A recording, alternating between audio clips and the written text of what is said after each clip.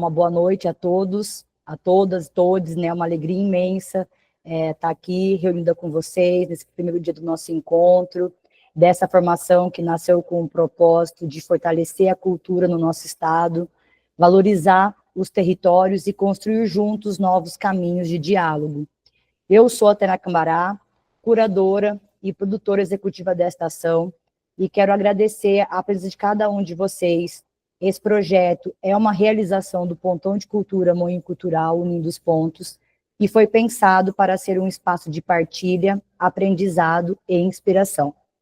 Hoje damos início a uma jornada de 12 encontros, onde vamos refletir sobre o papel da cultura no desenvolvimento do estado do Mato Grosso do Sul, trazendo olhares diversos, experiências e práticas que nos conectem enquanto comunidade cultural. Antes de passar a palavra, quero lembrar alguns combinados importantes. No início da aula, nós vamos disponibilizar aqui no chat a lista de check-in na atividade. Então, a gente se organizou de que forma? Teremos sempre essa lista de check-in no começo da atividade, para um preenchimento simples, do qual vocês vão colocar o nome e o e-mail de vocês. E ao final da atividade, a gente vai disponibilizar o link da lista de presença, né? Para realmente poder fazer esse confere em quem está acompanhando conosco a atividade no início e depois ao fim, para as emissões dos certificados. Ao final da aula, nós vamos também disponibilizar um link, que é uma breve avaliação, e isso é fundamental para esse processo que a gente está, de implementação dessas rodas de conversas e ações formativas, para que a gente tenha aí dados, indicadores de como poder ajustar e saber até onde a gente está chegando e cumprindo o nosso papel.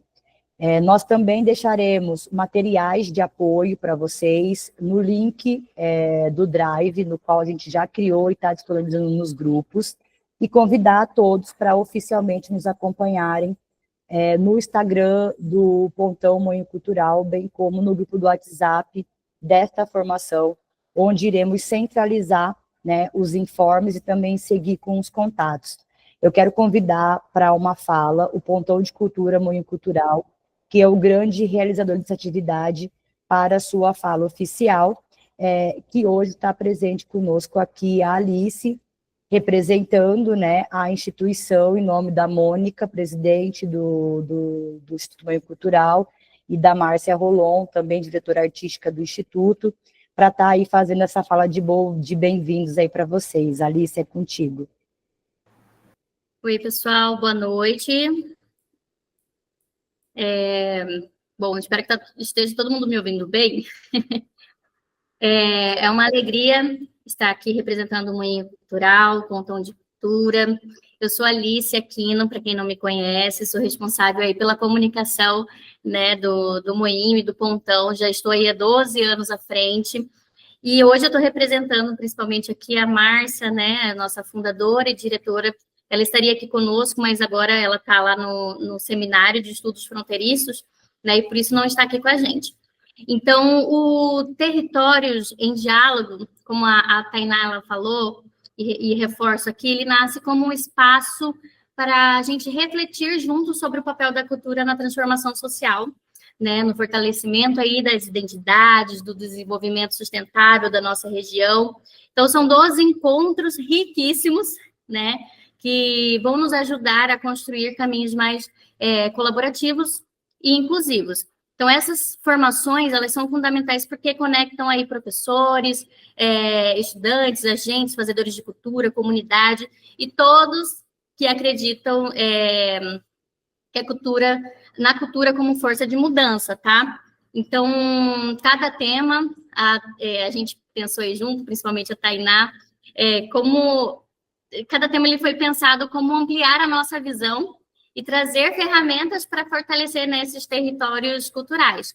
Então, a Tainá já falou aqui, mas eu quero destacar que também todos esses encontros estarão disponíveis lá no nosso YouTube do Moinho Cultural, tá? Na playlist Pontão, e que nosso objetivo é realmente que esse conhecimento ele alcance mais pessoas, tá? E para quem quiser também aí aproveitar e ainda se aprofundar, nós temos também o nosso podcast Habla Moinho, que é um espaço onde a gente também tem temáticas aí urgentes e necessárias para a sociedade.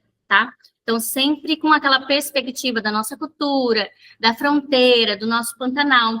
E é uma forma da gente continuar esse diálogo, né, e levar essas informações além desses encontros, tá bom? Então, em nome do Moinho Cultural, do nosso pontão, desejo que seja um ciclo aí de muito aprendizado, de muitas conexões e inspiração para todos.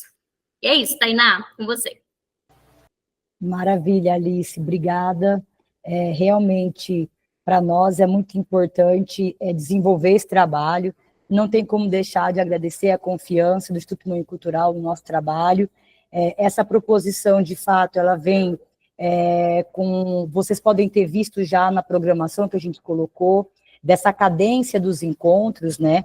A gente quer que realmente mais pessoas tenham essa reflexão e essa abertura de possibilidades e perspectivas de como a cultura está intrínseca e diretamente ligada à transformação dos nossos territórios, e por isso a gente tem aí a parceria, não só com os pontos de cultura que fazem parte, né, da rede do Pontão do Moinho Cultural, mas como as universidades, institutos federais, Fundação de Cultura do Estado, a Secretaria de Inovação, né, de Ciência, Tecnologia e Inovação, que também está levando essa proposta para todos os ecossistemas de inovação do Mato Grosso do Sul, porque a gente precisa entender que essa política ela é transversal e que ela se faz presente a partir das 4 hélices, quando a gente tem sociedade civil, a gente tem os corporativos, a gente tem as instituições de ensino e a gente tem um governo público olhando para esse desenvolvimento. Então, é muito importante esse papel que o Moinho tem, e o seu papel de estar aqui, de convidar mais amigos para estar conosco. As inscrições, elas não se encerrarão, elas se manterão durante todo esse processo, teremos ainda as emissões de certificados, por isso é importante acompanhar aqui o chat, porque a Tayla já soltou aqui o link do check-in e ao final vai soltar o link da lista de presença, né? São formas que a gente está encontrando de poder deixar mais inclusivo para que todos participem, não restringindo o acesso das pessoas à atividade, mas também cuidando com carinho daqueles que estão realmente participando para que garantam aí o acesso a esses certificados que são importantes também para as horas formativas. Bom, primeiro encontro, a gente tem muitos recados, quer falar muitas coisas, mas a gente vai manter aí esse canal direto de comunicação dentro do nosso grupo também do WhatsApp, então estejam lá conosco. A Tayla está online aqui também, quero já apresentar ela para vocês. A Tayla é historiadora, antropóloga, trabalha conosco aqui também, e vai nos assessorar durante toda essa construção do nosso trabalho. Então, dúvidas, orientações, não recebi e-mail, não consegui responder, não consegui fazer o check-in, não recebi algum material, podem me acionar, fiquem à vontade, mas a Tayla também vai estar à disposição aí para somar com vocês. E agora vamos falar do nosso amigo e querido convidado de hoje, que também é não só mãos pensantes, mas também essa cabeça que respira a cultura e vive a cultura, né, no seu dia a dia. Posso hoje ter o prazer de chamar de meu amigo, são já 12 anos aqui em Corumbá, e todo dia aprendendo muito com ele. Então é com muita alegria que eu ia apresentar para vocês o nosso facilitador de hoje, José Gilberto Rosisca. Ele é gestor e pesquisador cultural, possui formação em letras e direito pelo FMS Campus do Pantanal, é mestre em estudos e linguagens pela Faculdade de Artes, Letras e Comunicação da mesma universidade, atua como servidor público na área de cultura desde 2003, construindo uma trajetória sólida e comprometida com o fortalecimento das políticas e práticas culturais em nosso estado. Com toda essa experiência, Gilberto vai conduzir esse primeiro encontro, trazendo reflexões e provocações para pensarmos juntos o papel da cultura. Gilberto, seja muito bem-vindo, e agora eu passo o bastão para você. Obrigado, Tainá, obrigado, Alice. Bom, primeiramente agradecer aí a oportunidade, né, de poder falar um pouquinho sobre cultura, falar um pouquinho sobre essa experiência, como disse a Tainá, eu vivencio já há algum tempo. Estou trabalhando com cultura há mais de metade da minha vida e nós todos somos seres culturáveis, né? Então a gente vai falar sobre o que é cultura. E aí eu aproveito, Tainá, passa para mim o primeiro slide. A gente está falando aí sobre o que é cultura e qual é essa transversalidade da cultura. Mas a pergunta-chave para que a gente possa iniciar, né, traçar esse panorama desses 12 encontros é: o que é cultura? O que a gente precisa pensar quando a gente ouve essa pergunta, né? O que a gente precisa refletir quando a gente faz essa pergunta? Porque a gente também precisa fazer essa pergunta. Eu trabalho com cultura, mas afinal de contas, o que é cultura? Porque cada um de nós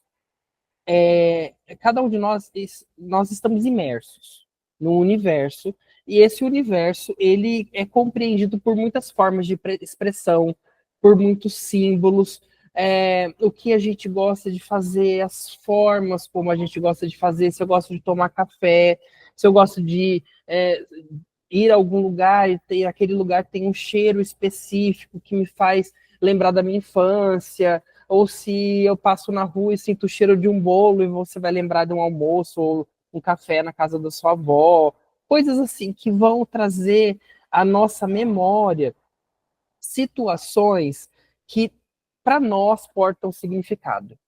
Então, se a gente para pensar o que é cultura, a gente também tem que refletir se por um acaso esse pensamento da cultura como algo mais amplo, se esse pensamento de cultura como sendo um vetor de desenvolvimento, se ele é recente ou não.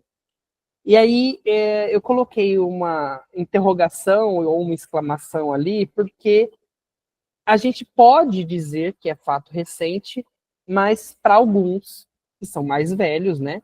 E a gente não vai dizer que é um fato tão recente assim, porque se eu pegar nosso público, que acredito que tenha pessoas mais jovens, né? Pessoas que sabem 20 anos aí, vão falar, não, mas quando eu nasci a cultura já estava sendo pensada dessa forma. E realmente, a gente tem que rememorar a gente tem que rememorar esse instante e pensar que a cultura ela é mal falada muitas vezes, né? Porque você pega e passa numa rua e aquela rua tá toda suja, tá com bastante lixo, foi jogado e alguém vai falar: "Ih, a cultura desse povo é um povo porco". A cultura é que tá tomando a bronca, né? A cultura da pessoa é de fazer barulho, a cultura da pessoa é de só querer samba, só querer festa, só querer fazer evento. A gente que trabalha com cultura ouve muito isso, né? Só que a cultura, ela precisa ser pensada, então, como esse vetor de desenvolvimento. A gente vai falar um pouquinho sobre isso, até que a gente consiga construir esse pensamento de por que cultura tem que ser vista como vetor de desenvolvimento. E aí eu tenho um pouco de receio, porque talvez para o público que está aqui presente hoje, a gente vai chover no molhado. Eu tenho certeza que vocês todos acreditam que cultura é vetor de desenvolvimento. Mas que desenvolvimento é esse? Mais para frente a gente fala. Pois bem, voltando naquela minha historinha, né, desde quando a cultura ela é pensada de uma outra forma? Que estratégia é essa? Eu coloquei aí uma citação que é uma fala do Gilberto Gil, do discurso de posse dele como ministro da Cultura em 2003. Ele fala: cultura tem que deixar de ser visto como algo extraordinário. Cultura é ordinária. Cultura é igual feijão com arroz. É necessidade básica. Então, com essa pequena fala do Gil, a gente alcança já o nosso mote. A gente já percebe que a cultura ela não vai poder ser tratada somente para a erudição. Ela tem muito a ver com o popular, ela tem muito a ver com o nosso dia a dia, com as nossas crenças, com os nossos fazeres, com os nossos saberes, com a nossa forma de falar, com a nossa forma de se vestir e tudo mais. Então, por gentileza, Tainá, passa para o próximo slide. E aproveitando ainda o Gilberto Gil, por favor, dá o play aí numa fala dele. Precisa acabar com essa história de achar que cultura é uma coisa extraordinária. Cultura é ordinária, cultura é igual a feijão com arroz, é necessidade básica. tem que estar na mesa, tem que estar na cesta básica de todo mundo. E para isso é preciso que haja, assim, ainda uma conscientização muito grande, porque muita gente, inclusive muitos dos governantes, acham que a cultura é uma coisa excepcional. A responsabilidade com a cultura é a responsabilidade com sua própria vida, porque tudo é cultura.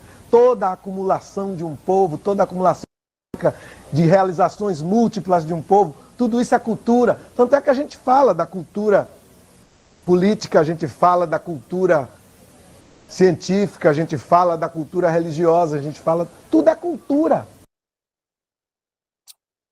E com esse tudo é cultura, do Gilberto Gil, eu repito, né? Vai parecer redundância, mas eu repito. A gente está falando que tudo é cultura. E ela não pode ser vista, então, como algo só que artistas e especialistas podem alcançar. A gente tem um papel, nós como agentes culturais, e agentes culturais, aí a gente se vê ou como produtor, ou como gestor, ou como o próprio artista em si. A gente tem um papel preponderante que é fazer com que a cultura seja vista no seu sentido mais amplo possível. Então, eu falo que a cultura ela não era vista assim porque a gente tinha, e eu vi que a Lívia colocou ali no bate-papo, a gente tinha muito uma visão de que cultura era item de perfumaria, era a cerejinha do bolo, né? Era aquilo que posto para as pessoas, e aí a gente relembra algumas tristes histórias, né? Como a cultura sendo consumida pelas pessoas no pão e circo, né? Por quê? Porque a cultura era o show, era o evento, estava dentro e ainda, infelizmente, está dentro de alguns municípios, de alguns estados, sendo vista como algo que é só para fazer o povo rir, é só para fazer o povo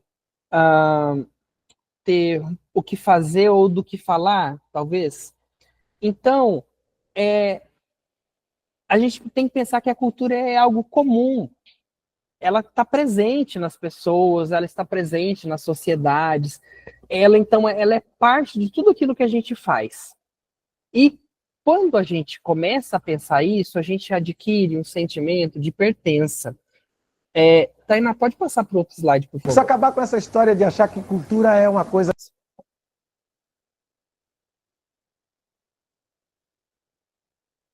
Muito bem.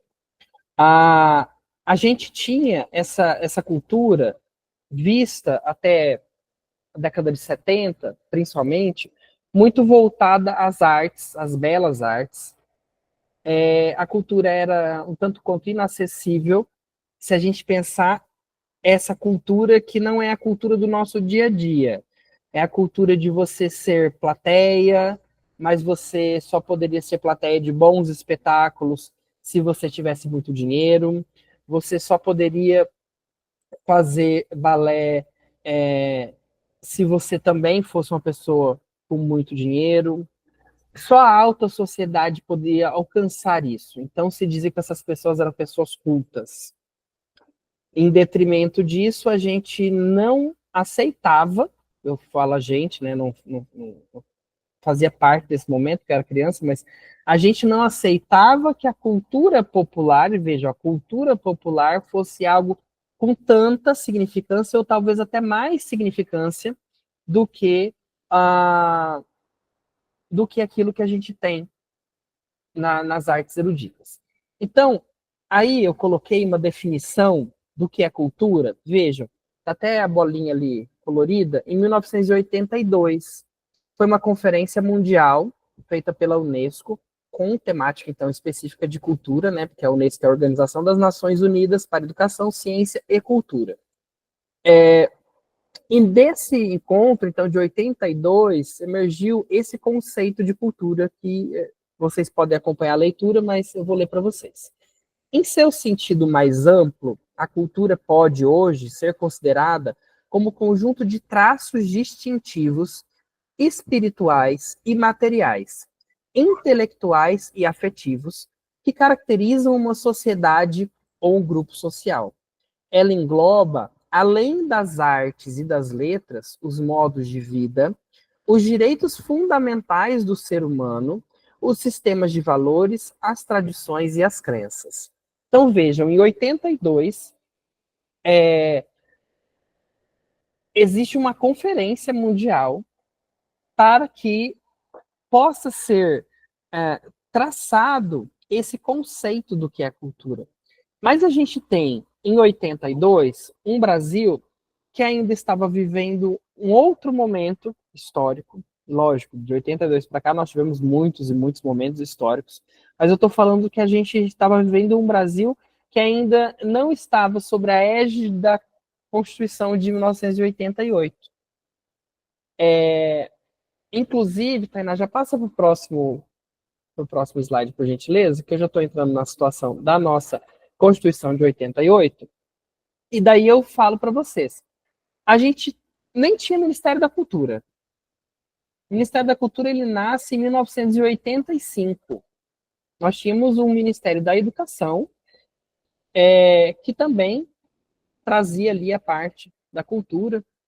Então, o Ministério ele é criado em 1985 e ele é criado capengando, e, óbvio, né? Não tinha recurso, não tinha profissionais, não existia um pensamento, falava-se da importância da cultura, mas não se dedicava a recurso suficiente para aquilo.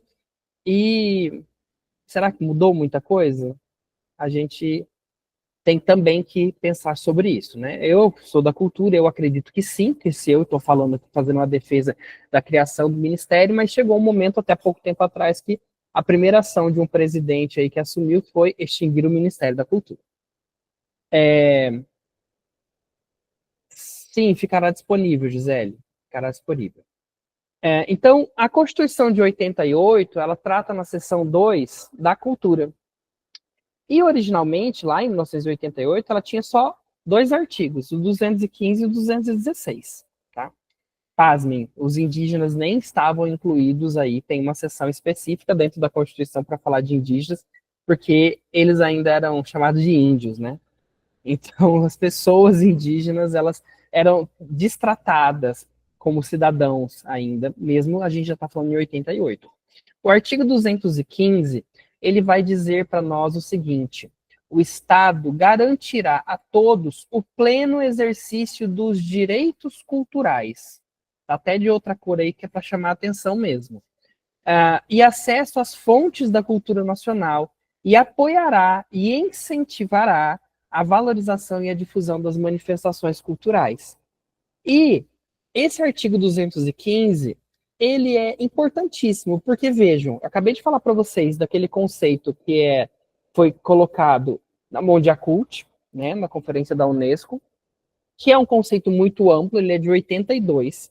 Aí a gente tem a nossa Constituição de 88, que é uma Constituição cidadã, é uma Constituição já pensada, voltada para o povo. A gente estava saindo, ou se é que saímos completamente só por conta da Constituição, mas a gente estava até então vivenciando um período ditatorial, né? A gente estava finalizando esse período do Brasil, em que as artes tiveram um papel preponderante na própria mentalidade das pessoas, porque as pessoas, a arte falava, né? Porque a arte é isso, a arte incomoda. A arte serve para incomodar, mas o incômodo não é só para incômodo do mal, mas é o incômodo de fazer a gente pensar sobre, né? E daí a gente tem uma Constituição dizendo que o Estado tem que garantir para a gente o pleno exercício dos direitos culturais. Só que vejam, a gente está falando de uma Constituição de 88, e quando é que a gente se desvincula dessa ideia, efetivamente, de que a gente precisava olhar para a cultura, mas não apenas para o erudito. A gente precisava pensar na cultura pelo viés do popular, né? E ainda mais do que isso, a gente precisava pensar na cultura como sendo um direito e como sendo vetor de desenvolvimento econômico, desenvolvimento social, desenvolvimento humano como um todo. Tainá, o próximo slide, por gentileza. Então, a gente está falando de 88, E vejam bem, mesmo na Constituição de 88, aí eu não coloquei exatamente quais foram as emendas posteriores, que trouxeram novas alíneas, novos parágrafos, né, mudaram a redação dos artigos, mas esse artigo 216 é um artigo bem interessante para a gente, porque ele já vai fazer, e eu coloquei em destaque ali, a gente pensar sobre o que constitui, então, o patrimônio cultural.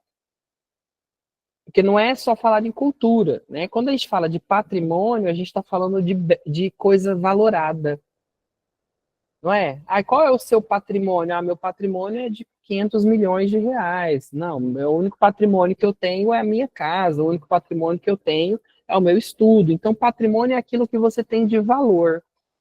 Nem sempre você consegue mensurar esse valor, mas aquilo é um patrimônio, tá? Que vem de pai mesmo, né? Que é o detentor da fortuna. Poderia ser matrimônio, mas matrimônio vem só de laço.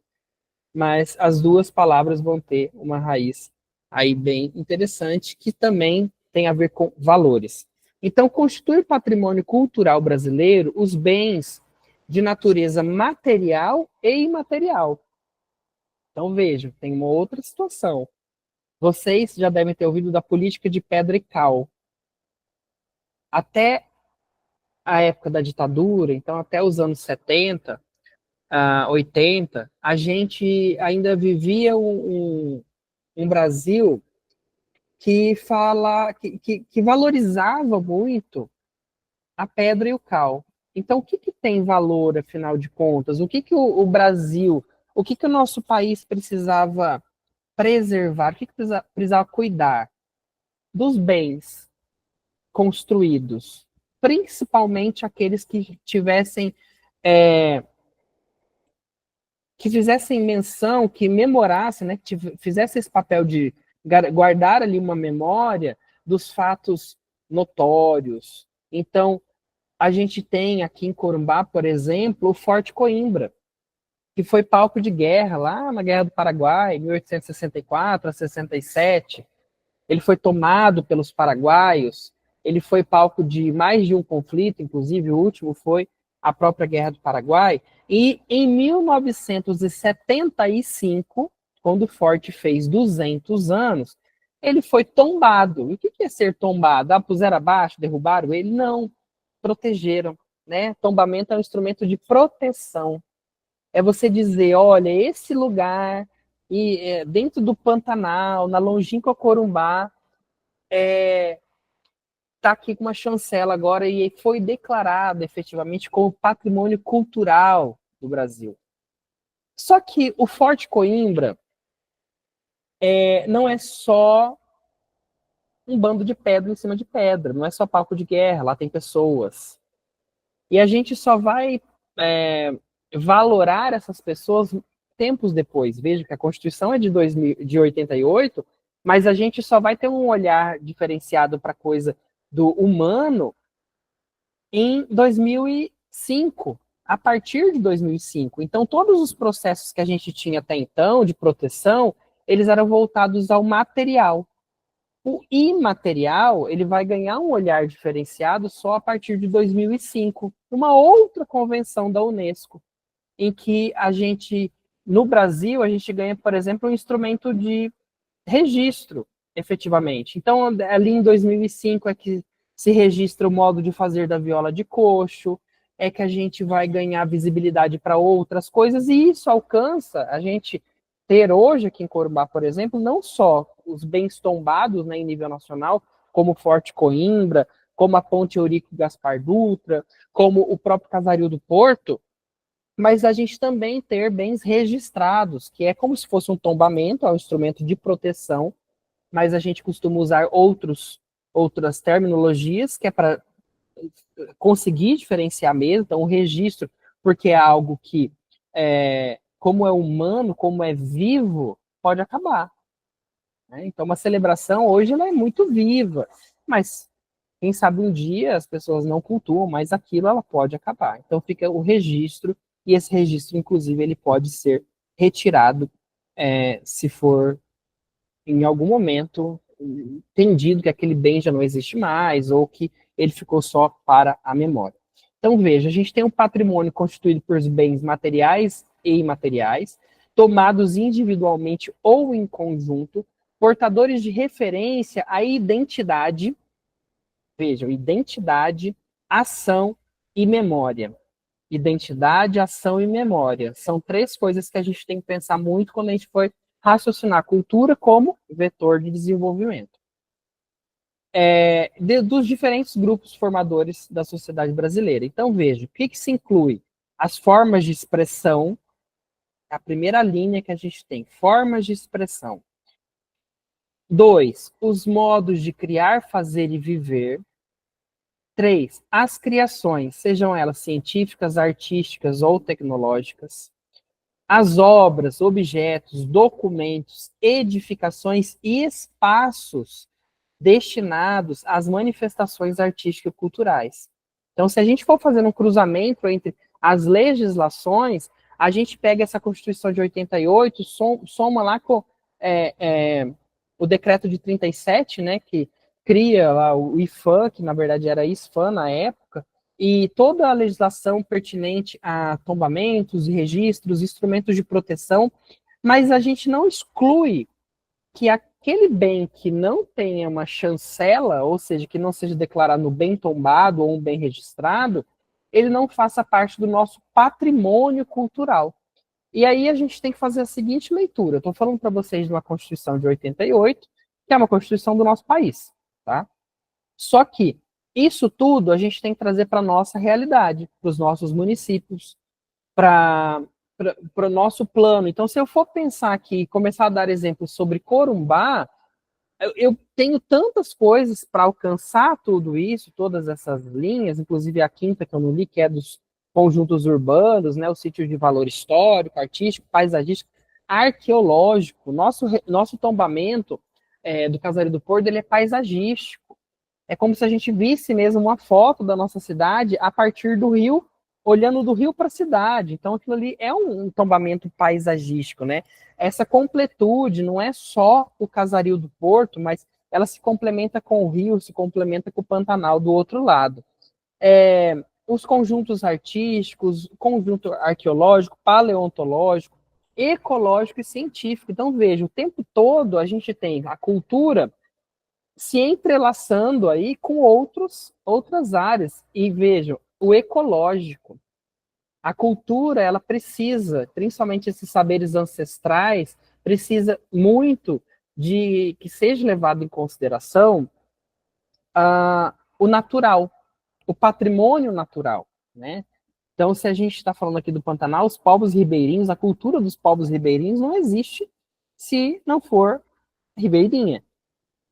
Senão, a gente vai ter uma cultura dos povos urbanos ou uma cultura dos povos trabalhadores rurais, indiferente, né? Mas ela precisa disso, ela precisa estar imersa num contexto natural para que ela sobreviva, para que ela exista. A dimensão da coisa, exatamente, Lívia. É uma dimensão, é uma proporção imensa que a gente tem quando a gente começa a pensar em cultura. Eu sempre falo que aqui em Corumbá a gente tem algumas pastas, né, em questão de gestão pública. Como vocês viram aí, eu sou gestor público, para quem não me conhece, eu trabalho na Fundação da Cultura aqui do município de Corumbá, e eu sempre falo, e todas as vezes que eu posso, em conferências, alguma coisa assim, eu deixo claro, né, eu vou usar um termo bem, talvez, chulo, eu mijo no poste, eu marco meu território, eu vou e afirmo. Aqui em Corumbá, a gente tem algumas pastas nas mãos de gestores públicos, perdão, nas pastas de gestores públicos, algumas pastas que têm uma importância incrível para o município como vetores de desenvolvimento e são fundações. Então, a gente tem a Fundação da Cultura, a gente tem a Fundação do Meio Ambiente, né, que também cuida sobre esse nosso Pantanal. Então, veja, Corumbá é um lugar uma cidade totalmente construída num território imenso que é o Pantanal, né? A maior parte do Pantanal é nossa. O Pantanal não só do Brasil, né? A gente tem aqui do lado a Bolívia, que é Pantanal, a gente atravessa Mato Grosso, que é Pantanal, e o nosso contexto todo é Pantanal. E a gente tem uma fundação de patrimônio histórico, Então, veja, a gente tem tanta poder nessa questão cultural que a gente tem que ter uma fundação para lidar com a questão do patrimônio histórico, mas esse patrimônio material. Então, a gente tem mesmo que dividir, porque o material dá muito trabalho, realmente. Não que o material não dê, o material é humano, né? E se alguém fica doente, a gente corre para tentar ajudar, mas se uma casa começa a ficar doente, se um desses prédios históricos começa a ficar doente, ele pode ruir, assim como uma pessoa, ele pode desaparecer, né? Tainá, o próximo slide, por favor.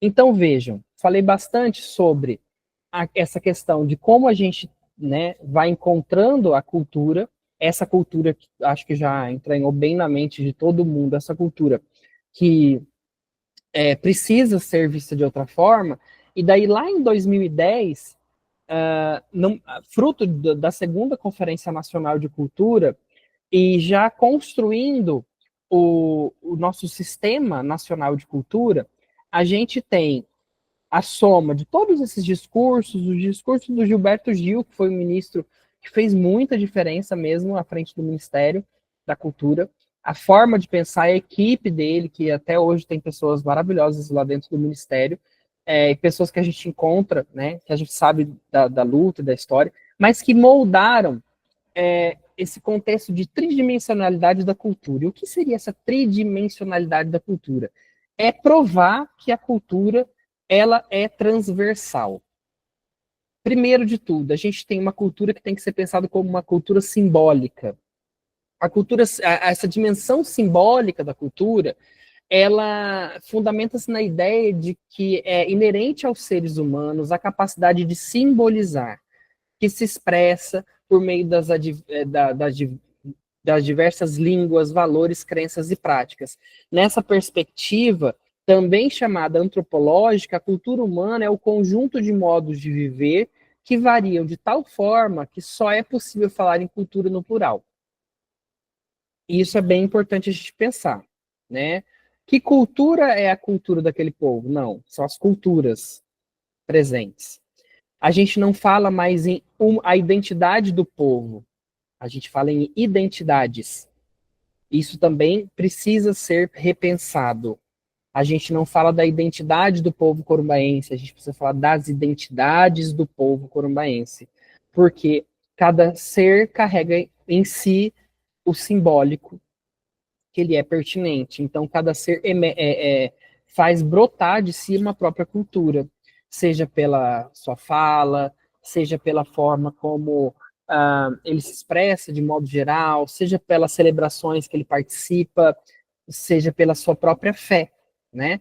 Então, a gente ter um povo que no dia 27 de setembro faz uma festa tão linda em louvor ao Santos Cosme e Damião, que é o que acontece aqui em Corumbá, partição de doces, mas uma festa que envolve muita fé também, né? Você está adoçando a vida das pessoas, então isso faz parte do simbólico. E não é apenas do Cosme e Damião que eu estou falando, mas eu estou falando da festa Nossa Senhora do Carmo em Forte Coimbra, eu falo da festa do Senhor Divino em Albuquerque, eu estou falando de regiões, para quem não conhece Corumbá, que são mais afastadas, né? Eu estou falando também de uma cultura que ela é transposta, ela não fica num lugar só, porque daí a gente tem, no mês de agosto, a festa da Virgem de Urcupinha, que é uma devoção de origem boliviana, né? Da Virgem de Copacabana também. Então, vejam, é da cultura dessas pessoas aqui da fronteira migrarem, né? Elas transitam com isso. E daí a gente tem, como eu falei, Cosme e Damião, e a gente tem outras louvações e outros festejos que a gente recebe pessoas da Bolívia aqui, ou a gente atravessa os nossos poucos quilômetros para alcançar a Bolívia para ir numa festa lá. Então isso é simbólico. E aí a gente tem uma outra dimensão da cultura que a gente dá voz e vez para esse simbólico, que é a dimensão cidadã. Então, lembra que aquele artigo 215 da Constituição, ele vai falar sobre os direitos culturais? Pois bem, a dimensão cidadã da cultura, ela vai tomar para si esses direitos culturais. É a garantia de acesso e a garantia de acessibilidade.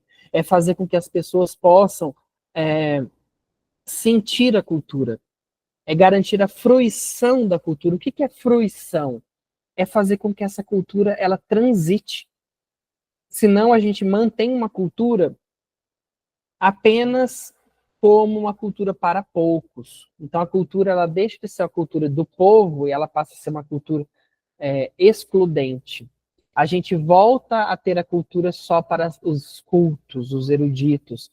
A gente volta a pensar a cultura, o balé que só pode pessoas ricas fazerem, né, as pessoas que têm muitas posses, assistir a uma peça de teatro de qualidade, ou você assistir um concerto musical, uma ópera, e tudo mais. É você fazer com que esses direitos culturais eles tenham realmente um valor para aquela comunidade.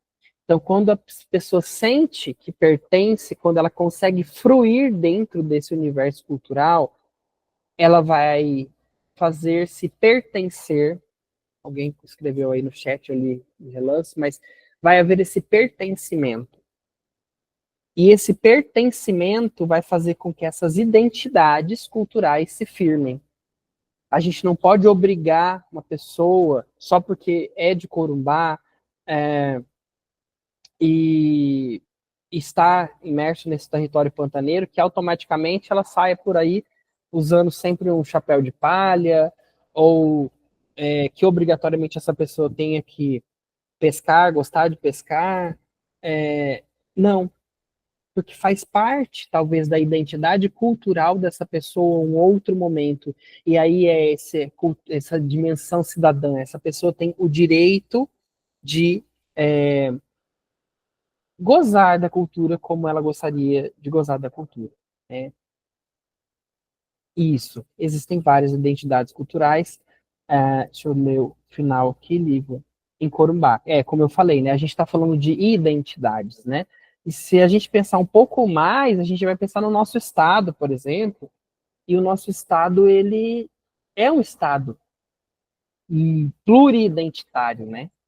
Porque a gente tem uma diversidade incrível. A gente tem cidades aqui no estado que são, em suma, voltadas para uma cultura mais nordestina, estados que têm uma cultura mais voltada para o sulista, né? E a gente tem aqui, nós somos conhecidos, inclusive, por ser uma Rio de Janeiro fora do Rio de Janeiro, né? Por ser, então, ter tanta influência do povo carioca e tudo mais. Então a gente tem que falar em identidades, não só em contexto Brasil, mas mesmo em um contexto curto, estreito, que é uma cidade pequena, como a nossa, ou menor até do que a nossa, a gente precisa falar em culturas e identidades. Por fim, a última dimensão que a gente toma por base para construir os planos de cultura, para falar sobre a própria política nacional de cultura e as políticas locais, estados, municípios também, é a dimensão econômica. E aí que a gente precisa, né? A gente precisa avançar para essa outra etapa. Cultura não é só gastar dinheiro ou jogar dinheiro no lixo, ou por conta de um show, ou por conta de evento. Cultura gera renda. Cultura não faz só a transformação humana, a cultura transforma locais. A cultura faz com que cidades que não têm indústrias se mantenham. A cultura, ela permite que muitas pessoas sobrevivam. Seja essas pessoas, aí eu volto a dizer, essas pessoas são agentes culturais, né? Ela pode não se identificar como agente cultural, mas uma pessoa que está lá em todos os eventos, vendendo uma comida tradicional, arroz de carreteiro, um macarrão de comitiva, tudo isso, todas essas pessoas, elas são sustentadas pela cultura. Pode não ser totalmente só por aquilo, mas aquilo faz com que ela aumente a sua renda, faz com que ela, por muitas vezes, se sinta bem, porque ela está vendo quantas pessoas gostam da comida que ela faz, e fazer comida também é cultura, né? A culinária é cultura. Então, essa dimensão econômica, eu usei um exemplo simples de uma pessoa que coloca uma barraca num evento para vender uma comida, mas a gente precisa pensar no amplo também, porque um carnaval não é só aquilo que a gente encontra no desfile do carnaval. A gente tem pessoas e mais pessoas que vão desde os integrantes da comissão de frente ou o coreógrafo até o empurrador do carro alegórico. Então a gente tem uma rede econômica, uma cadeia produtiva da cultura. Talvez muitos de vocês já tenham ouvido esse termo, mas uma cadeia produtiva da cultura. É mostrar que a cultura, ela não é só injeção de recurso público ou privado em algo que dilui, que se esvai. A cultura, ela gera renda, ela gera riquezas.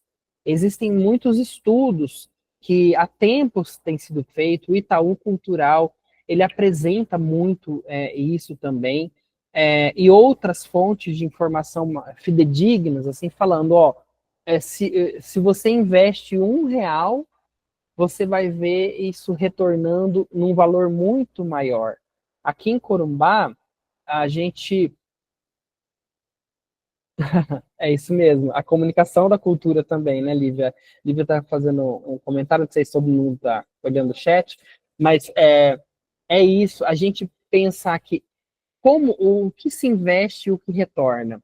E quando você investe na cultura, e você começa a enxergar esse retorno, as coisas se transformam, né? As coisas se transformam ao ponto, como eu disse, de municípios que podem ter uma importância muito grande com relação à sua história, mas são municípios pequenos. São municípios tão pequenos que não têm indústria, mas daí você vai ver que, no fim das contas, o município se sustenta através de algum viés da cultura. E pensem, a agricultura também leva a cultura. Então, a agricultura familiar também é cultura, né? O fato das pessoas de zona rural terem essa política, quase que uma política de escambo, que se mantém até hoje, né, de trocas, e também faz parte da cultura do povo. Tainá, passa o próximo slide, por favor. Então, vejam, a gente faz todo esse percurso falando o que é cultura, afinal de contas, tentando e acho que conseguindo demonstrar que cultura não pode ser vista pelo olhar da excludência. A gente tem que olhar sempre a cultura pelo olhar daquilo que inclui. É muito difícil a gente falar, não, isso não é cultura, né? Ainda mais para quem gosta de cultura, quem lida com o dia a dia da cultura, a gente não consegue falar com clareza, não, isso não é cultura. É muito mais fácil a gente falar, não, isso realmente é da cultura. E agora a gente entra na questão dessa transversalidade da cultura, né? O Brasil, veja o texto aí, ele é caracterizado pela diversidade cultural presente nos diferentes grupos sociais que compõem a nossa sociedade, nos bens da natureza e no patrimônio material e imaterial. Nesse conjunto estão incluídos os povos, a natureza, os modos de fazer e criar, como já foi dito, as formas de expressão, as obras artísticas, dentre outros, que nos conectam diretamente às nossas identidades e memórias coletivas. Então, aquele pertencimento que foi colocado aí no chat, aquilo que a gente está falando de você pertencer a um lugar, se sentir parte deste lugar, tem a ver com a identidade cultural, mas também vai fazer essa menção às memórias coletivas.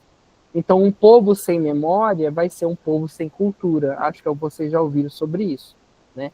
E por isso a gente não fala só em cultura se houver uma escola de artes dentro do município, ou se houver a gente precisa, ou se houver uma biblioteca, ou se houverem grupos musicais, por exemplo, a gente precisa falar de cultura a partir do contexto da tradição, da memória, e também do contexto da transformação. Então, essa transversalidade da cultura é isso, é fazer com que a gente pense que existe uma diversidade cultural, que o nosso país é um país muito diverso em cultura, e quando eu falo em diverso, eu estou falando em idades diferentes, eu estou falando em gêneros diferentes, eu estou falando em linguagens, em formas de se expressar diferentes, em crenças diferentes, né? Em formas de fazer o mesmo arroz, mas o arroz no sul tem um gostinho diferenciado, minha avó fazia só no fogão a lenha o feijão.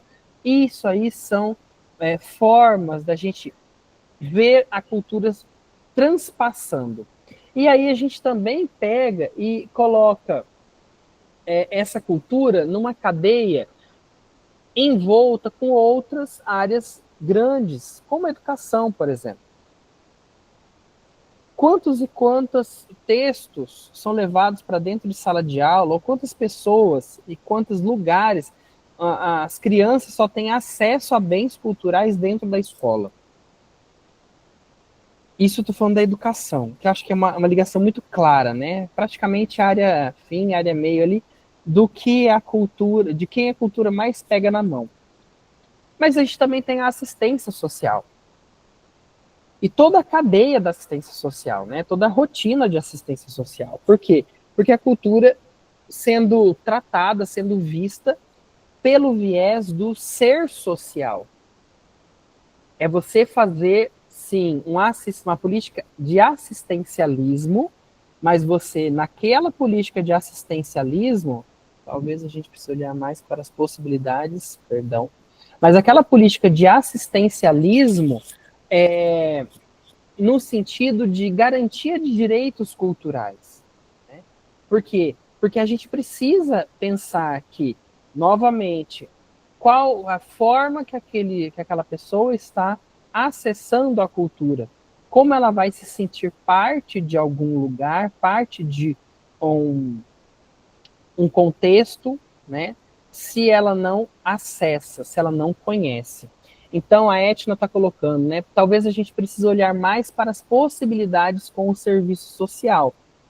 Sim, e a cultura é isso, ela vai fazer, né, esse entrelaçamento.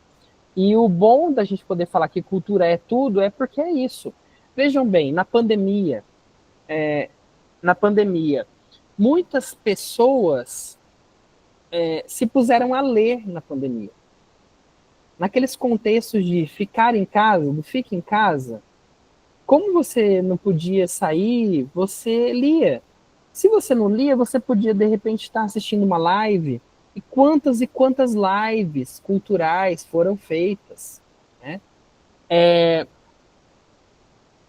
E nesse contexto, a cultura vem como um diferencial voltado justamente para a saúde. Eu conheço pessoas que fazem parte de coral, por exemplo, por indicação médica.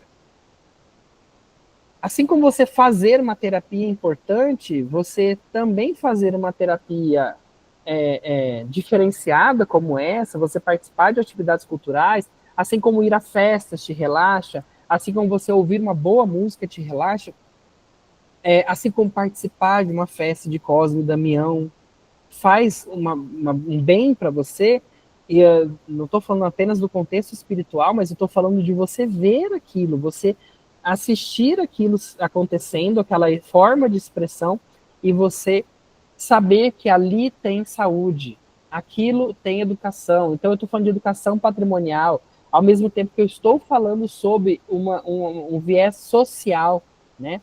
Que é uma assistência mesmo social vinda através da cultura. E aí a gente coloca como esses elementos eles vão se desenvolver na cultura local. Passa para mim o slide, por favor, Tainá.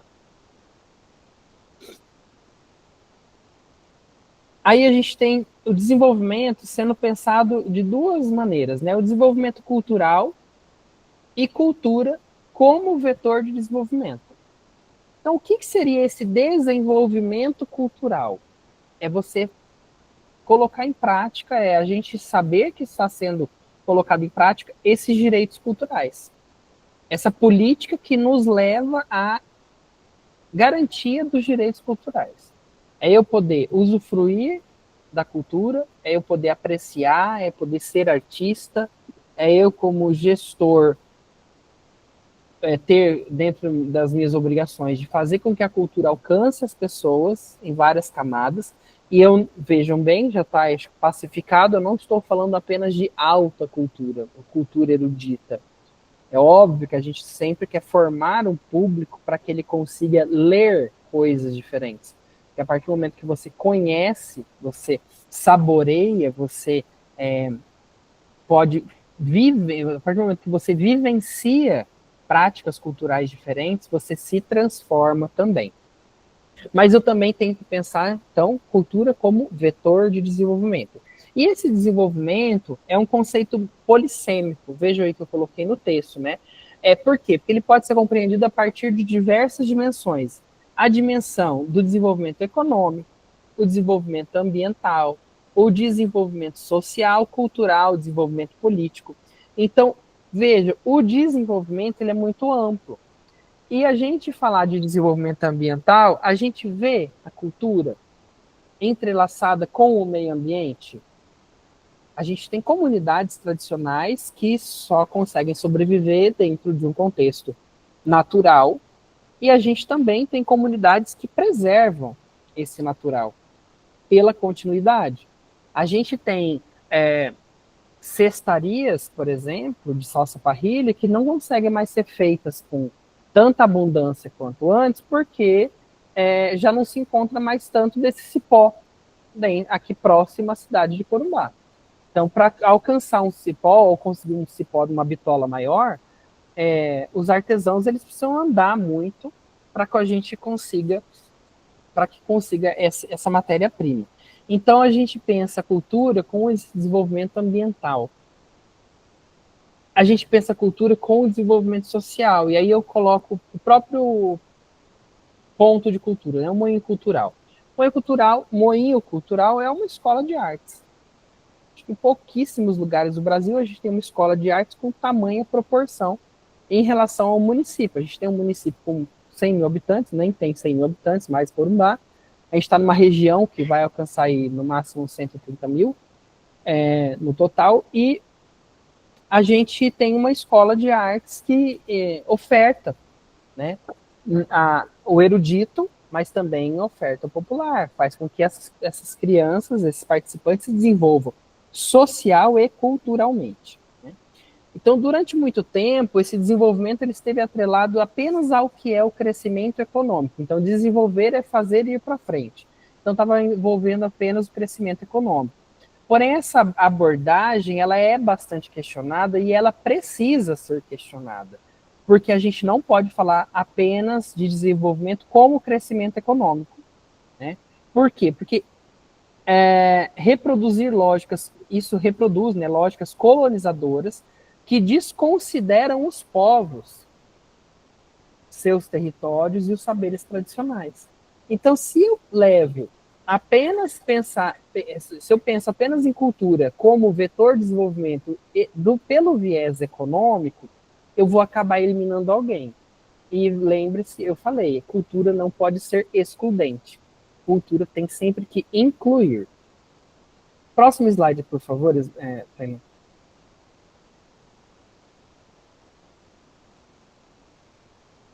Então, a gente tem essa transversalidade perpassando o próprio contexto de desenvolvimento. Então, se a gente oferece cultura de qualidade, se a gente faz com que as pessoas tenham cultura, mas eu não estou falando, não entendam mal o que eu estou falando de cultura de qualidade. Eu estou falando de qualidade de entrega. Eu permitir o acesso, garantir o acesso aos direitos culturais, tá? Então a gente vai alcançar tipos de desenvolvimento, não apenas o econômico. Em algum momento a gente vai tratar, se eu não me engano, no terceiro ou no quarto encontro dessa nossa rotina, sobre esse viés muito de mercado da cultura, tá? E aí a gente tem então esse viés de mercado correndo, mas que a gente vai ver mais para frente. O que eu estou fazendo hoje é a gente pensar nessa cultura e nessa transversalidade e como a gente alcança esse desenvolvimento se a gente pensar a cultura a partir da transversalidade. Veja, não é possível pensar o desenvolvimento local de forma plena sem considerar a cultura como eixo estruturante e transversal de todo esse processo. A cultura está entrelaçada com todas as dimensões da vida: educação, segurança, questões ambientais e climáticas, nos debates de gênero, nas questões étnico-raciais, geracionais e de orientação sexual. Então, vejam, a gente tem a cultura perpassando. Então, não sei se todos conhecem o projeto, né, que é a Praça Céu. Essas praças céus são realmente praças, são espaços construídos de forma de praça, mas são centros de artes e esportes, né? Por quê? A cultura sendo incluída e obrigatoriamente essas praças, no início, não, até hoje, quem consegue captar recursos para elas é assim, elas têm que ser construídas em zonas de vulnerabilidade. Elas não podem, aqui em Corumá, por exemplo, não poderia ter uma praça céu no centro da cidade, porque praticamente todos os equipamentos culturais, eles são mais centrais, né? Então, a nossa Praça Céu, ela fica no Jardim dos Estados, próxima, no meio da cidade, próxima a vários bairros. O que acontece? Veja bem, tem 10 anos de existência, a nossa praça. O espaço que é menos depredado é a própria biblioteca. Então, vejam, a gente tem uma relação, uma transversalidade da cultura com a própria questão de segurança. Por quê? Porque se a pessoa se sente também dona daquilo, ela não destrói. Se ela se sente também dona daquilo, é sinal de que ela pertence àquilo. Então, ela pertence àquele lugar e aquele lugar a pertence. Né? Então, é a cultura agindo aí para essa última frase que eu coloquei embaixo. A cultura é a base, é a base sobre a qual se constrói sentidos, vínculos e pertencimentos. E se a gente pensar que a cultura é isso, é a partir dela que a gente consegue construir sentido, consegue construir vínculo e consegue construir pertencimento, a gente automaticamente entende a cultura pelo viés da transversalidade. A gente vai falar novamente sobre o que é cultura, né? Porque a gente já entendeu o que é cultura efetivamente, e não apenas porque eu estou aqui falando para vocês, mas porque a gente encontrou esse padrão de cultura e a gente encontra isso sendo falado por muitas pessoas que são os tais especialistas, mas a gente também ouve as pessoas, o popular falando já sobre a cultura. Quando um cururueiro ele se identifica, quando ele entende a cultura pelo seu... A gente vai abrir para fala daqui a pouquinho, tá, Fábio? Só um minutinho, estou finalizando. Quando a gente vê que um cururueiro ele começa a se pôr dentro de um contexto, dentro de um cenário, como alguém que tem importância para a cultura, a gente já consegue saber que a prática está dando certo. Quando a gente faz com que aquela pessoa que eu falei para vocês lá atrás, que é a pessoa que trabalha com culinária, né? E que trabalha e consegue sempre, sempre leva um produto de qualidade para um evento. Quando essa pessoa ela se identifica como um agente cultural, a gente fez com que ela se sinta pertencente a algo. E daí volta toda a fita. A gente está falando de um desenvolvimento local que ele só vai ser alcançado de forma plena se a gente também utiliza a cultura para isso. A cultura. E reforço para vocês, existem muitos lugares em que é a cultura que sustenta. As pessoas podem até não saber disso, mas a cultura acaba sustentando aquela localidade. E quando eu falo de cultura, veja, eu não estou falando apenas de grandes eventos, eu não estou falando apenas de museus, eu não estou falando apenas de orquestras, de companhias de dança gigantescas ou muito famosas, não, não é isso. Eu estou falando do local, eu estou falando do tudo. Cultura é tudo. Cultura é arroz com feijão. Cultura é a fala das pessoas, é a gastronomia, é a culinária, é a forma como ela se expressa. É a tia dos pastéis do domingo, exatamente. Grandes agentes culturais. A moça do bolo de arroz, gente. Quem nunca levou alguém na feira de domingo para comer um bolo de arroz, né? E para eu finalizar e abrir, então, para as considerações, é só uma reflexão. Tá aí na última slide, por favor. O último slide, ele vai só trazer uma frase que eu gostei muito, já estava na apresentação que eu usei de base, que é: quando reunimos saberes e experiências, a cultura deixa de ser apenas o conceito e se torna ação transformadora. Então, vejam, a gente está falando que cultura ela tem um papel de transformação. E com isso, acho que o último slide é só o obrigado, Tainá. Mas pode deixar esse que está aí mesmo. Não pode deixar o anterior, porque vai que é só um obrigado. Isso, por favor. Eu finalizo e vou abrir agora, se alguém tem alguma pergunta. O Fábio já levantou a mão, então, Fábio, por gentileza, as suas considerações para a gente.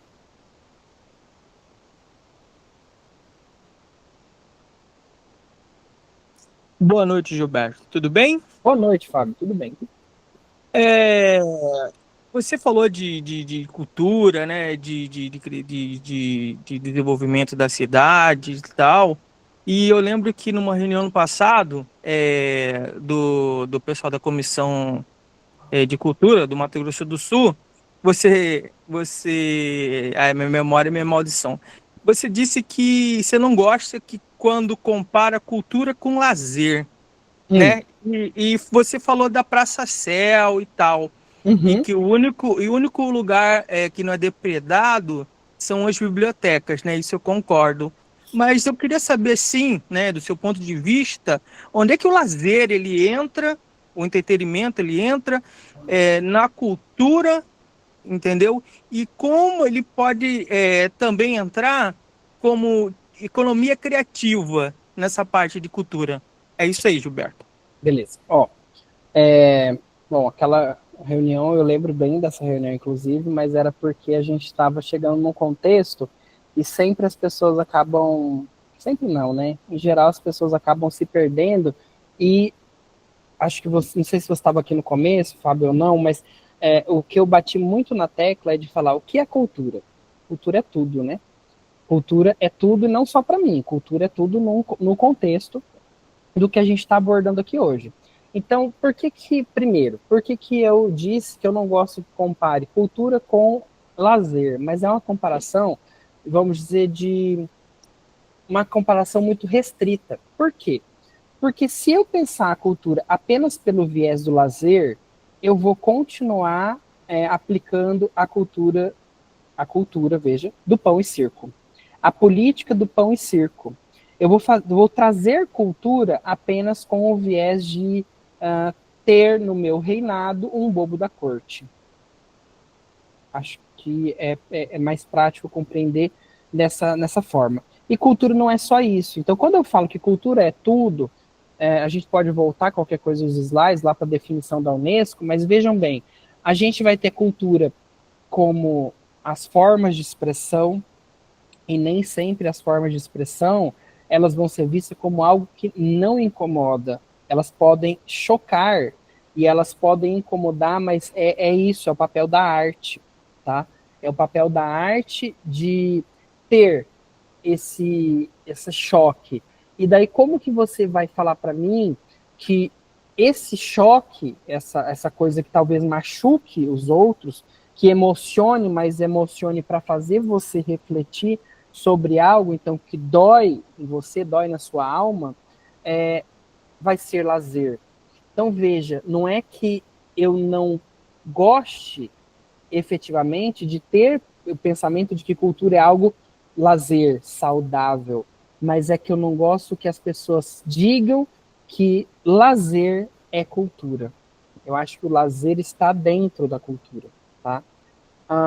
E daí, você falou sobre a economia criativa, né? A economia criativa, como eu falei, ela é um dos vieses, né, relacionados à própria transversalidade da cultura. A gente acabou de falar dessa cultura como vetor de desenvolvimento. É fazer com que, o que é economia criativa? É fazer com que algo que seja objeto do criativo, algo que seja do mundo, do universo criativo, consiga se tornar algo mercadológico. Eu consiga vender aquilo. Então, se eu ganho dinheiro com aquilo, é economia criativa. Então, eu sei que você gosta muito de jogos, né? Da cultura geek.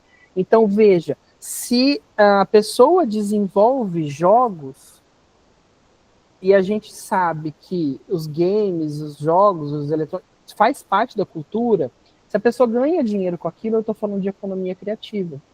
Se eu tenho a pessoa que coloca, volto a dizer, as barracas oferecendo produtos alimentícios nos eventos, eu estou falando de economia criativa.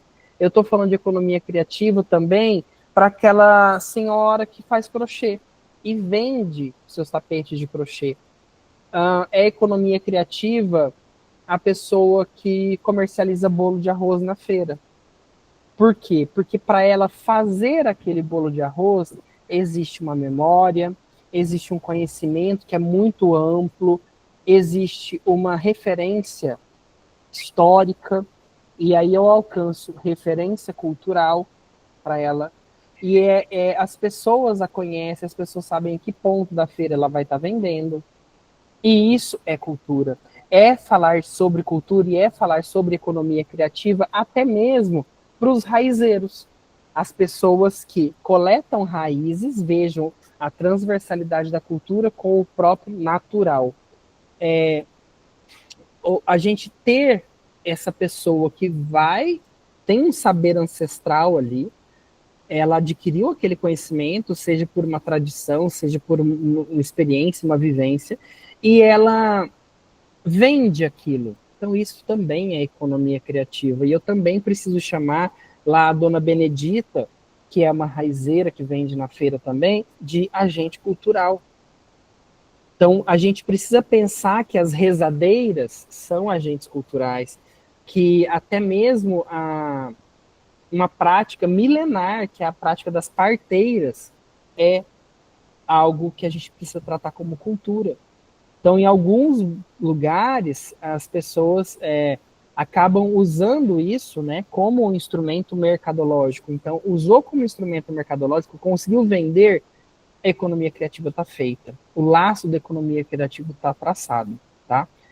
E não há problema nenhum eu vender lazer ao preço de ser comercializado aquilo como cultura, de forma alguma. Cultura não é só para chorar. Cultura também é para rir. Cultura é para fazer bem para as pessoas. A gente estava falando de desenvolvimento pleno, desenvolvimento de forma plena. E um dos vieses de desenvolvimento é o próprio desenvolvimento humano. E a gente coloca ali cultura, se pensada a partir desses saberes, experiências, ela vai ter uma ação transformadora. Lívia e depois o Alexandre, por gentileza. Boa noite, Gilberto. Boa noite a todos os colegas que estão aí. Na verdade, não é exatamente uma pergunta, Gilberto, mas de repente tentar um pouco de um desabafo, ou buscar ou alguma coisa utópica, talvez. Porque eu vejo sempre que a gente que está falando e fazendo e divulgando a palavra da cultura, né? Sempre nós somos as mesmas pessoas, né? Sempre estamos na mesma roda. Dessa vez aqui tem algumas pessoas diferentes, mas enfim. E me incomoda muito as pessoas de poder de decisão na sociedade não estarem fazendo parte de diálogos, de conversas, né? Isso eu já expus lá naquele evento do Caminhos do Patrimônio, né? Será que a gente teria, assim, eu não sei se é utópico, mas eu penso que a gente precisa atingir essas pessoas, elas que estão lá, nossos representantes na Câmara, nossos prefeitos, vice-prefeitos, sei lá, secretários, porque quem faz parte da pasta, né, e eu confio na potencialidade de todo mundo que está na gestão lá na pasta, conheço particularmente a Vanessa, sei do potencial dela, né, seu, enfim, de toda a equipe conheço, mas eu sei que vocês são capacitados, mas de repente quando vai fazer essa interlocução, esse diálogo com outras pastas, por vezes encontra resistência em algumas questões que são tão simples, naturais, conceitos para nós que somos da cultura. É difícil você falar com um engenheiro, por exemplo, que não pode, que não devemos pavimentar Frei Mariano, por exemplo. Né? É difícil você falar, até a própria população, se você perguntar, ela vai querer ela vai dizer que ela quer um asfalto na Frei Mariano e que tem que tirar aqueles paralelepípedos históricos, o calçamento histórico, por exemplo. É difícil você convencer essas pessoas. E aí a gente está sempre lutando para não correr risco de perdas de patrimônio e tudo mais. Eu não sei o que a gente pode fazer, porque entre nós eu acho que esses conceitos, esse entendimento está bem solidificado, né?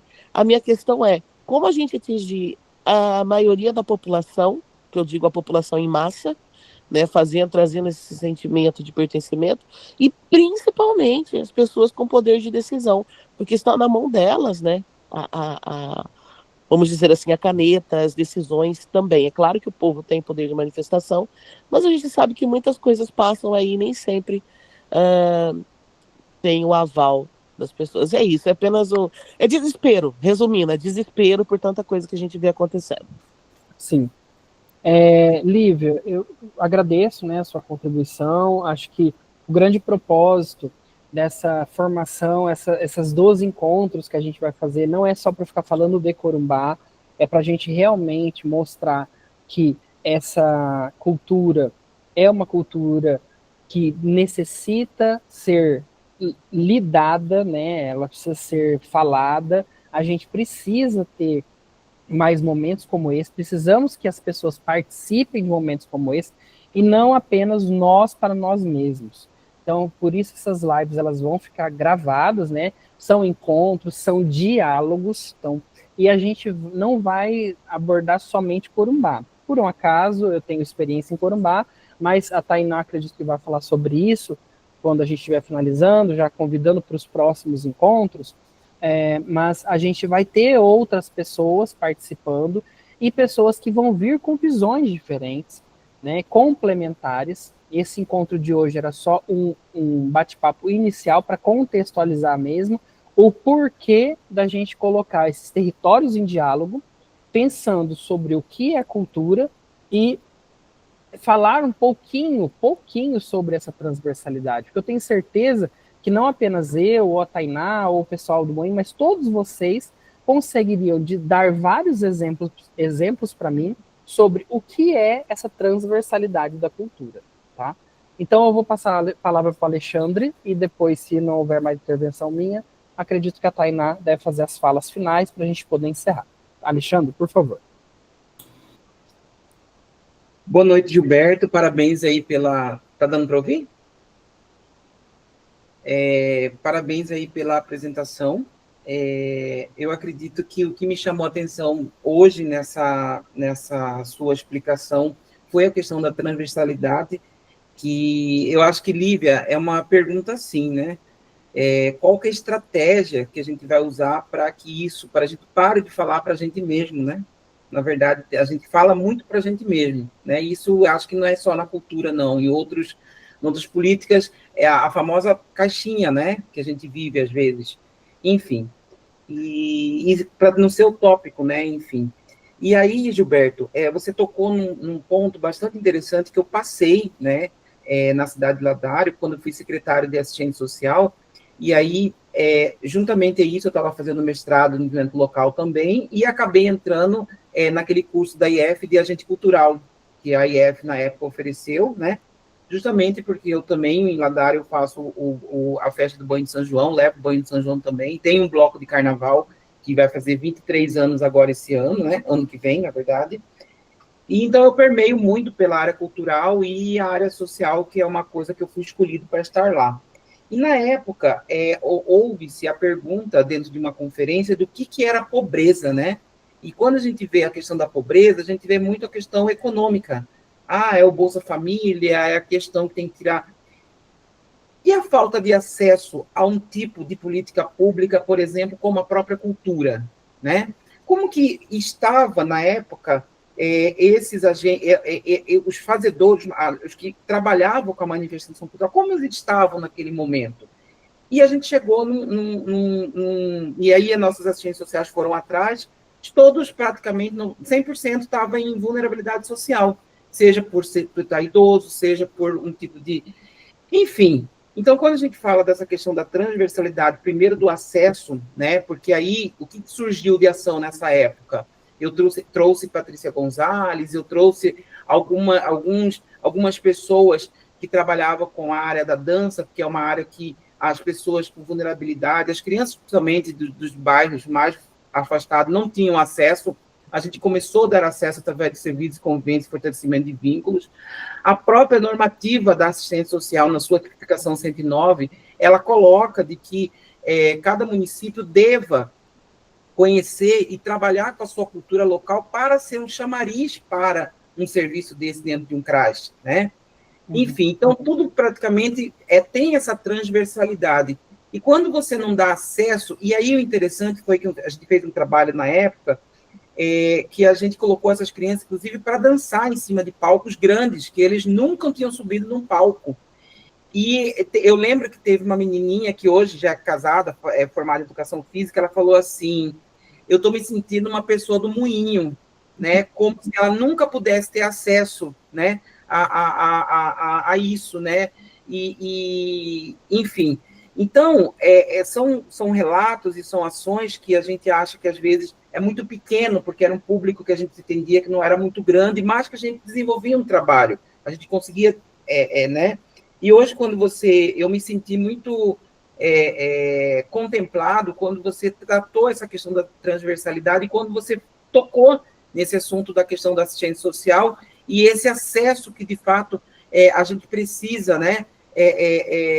Assim como a gente fala para a gente mesmo, às vezes parece que é muito utópico a gente, porque o trabalho do Moinho, como você mesmo disse, né, eu sou um fã, né, não só pela questão da Bolívia, que a gente consegue dialogar com a fronteira sem nenhum tipo de problema através da cultura, né, assim como também a gente dar acesso àquelas pessoas que estão em vulnerabilidade e que salva, assim como o esporte, a cultura, enfim, a todo esse conjunto, né, de acesso, a gente consegue, sim, fazer isso aí. Então, acho que também não é uma pergunta, é mais um agradecimento, né, parabéns aí para todos, Tainá, vocês aí, porque hoje eu estou muito feliz e estou bem contemplado com essa sua aula. Obrigado, Alexandre. Tainá, antes de eu passar a palavra para você, gente, você não sabe, mas eu estou do lado da Tainá, tá? Por isso que eu fico olhando para lá. Antes de eu passar a palavra para você, só para fazer um aditivo, né, a essa fala do Alexandre, falei que vocês iam pensar em formas de como raciocinar a cultura pela sua transversalidade, e é isso mesmo.